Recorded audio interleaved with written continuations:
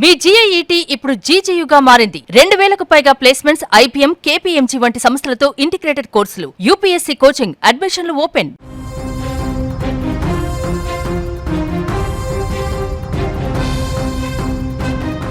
హైదరాబాద్ నగరంలో మానవత్వాన్ని చాటిన ఒక అద్భుతమైనటువంటి సంఘటన వెలుగుచూసింది. చావంచుల వరకు వెళ్లిన ఒక పసి ప్రాణాన్ని పోలీసులు దేవుడిలా వచ్చి కాపాడారు. కన్నవారి కళ్ళ ముందే ఊపిరి ఆగిపోయిన పసికందుకు పోలీసులు చేసిన ప్రయత్నం ఇప్పుడు సోషల్ మీడియాలో వైరల్ అవుతుంది. శంషాబాద్ నుంచి ఆరంగర్ వైపు వెళ్తున్న ఒక కారు ఒక్కసారిగా అదుపు తప్పి రోడ్డు పక్కన ఉన్న పెద్ద చెట్టును బలంగా ఢీకొట్టింది.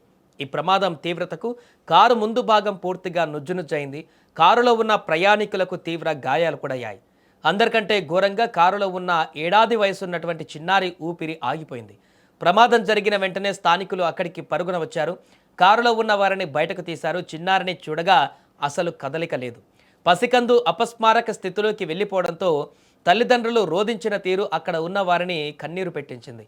తమ బిడ్డ ఇక లేదని వారు గట్టిగా ఏడవడం ప్రారంభించారు. సరిగ్గా అదే సమయంలో ఆ రూట్లో విధుల్లో ఉన్నటువంటి రాజేంద్రనగర్ డీసీపీ శ్రీనివాస్ తన బృందంతో కలిసి అటుగా వెళ్తున్నారు. రోడ్డుపై గుంపుగా ఉండడం, ప్రమాదం జరగడాన్ని గమనించిన డీసీపీ వెంటనే తన వాహనాన్ని ఆపారు. సిబ్బందితో కలిసి ప్రమాద స్థలానికి చేరుకున్నారు. అక్కడ ఏడుస్తున్న తల్లిదండ్రులను, అపస్మారక స్థితిలో ఉన్న పసికందును చూసి ఆయన క్షణం కూడా ఆలస్యం చేయలేదు. సాధారణంగా ఇలాంటి సమయాలలో అంబులెన్స్ కోసం ఎదురుచూడడం లేదా ఆసుపత్రికి తరలించేందుకు ప్రయత్నిస్తారు. డీసీపీ శ్రీనివాస్ మాత్రం సమయాన్ని వృధా చేయకూడదని భావించారు. వెంటనే చిన్నారికి శ్వాస ఆడటం లేదని గ్రహించిన డీసీపీ శ్రీనివాస్ రంగంలోకి దిగారు. పసికందును కింద పడుకోబెట్టి తన 2 చేతులను చిన్నారి గుండెపై ఉంచారు. ఎంతో నైపుణ్యంతో చాలా జాగ్రత్తగా సిపిఆర్ చేయడం ప్రారంభించారు.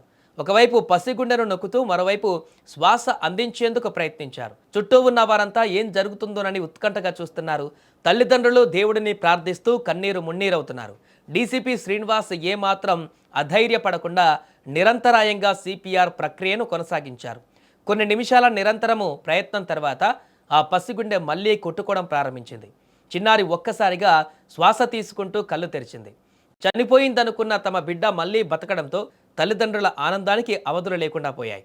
పసికందుకు పునర్జన్మ ప్రసాదించిన డీసీపీ శ్రీనివాస్కు ఆయన బృందానికి కృతజ్ఞతలు తెలిపారు. అక్కడ ఉన్న స్థానికులు సైతం పోలీసుల సమయస్ఫూర్తిని చూసి అభినందించారు.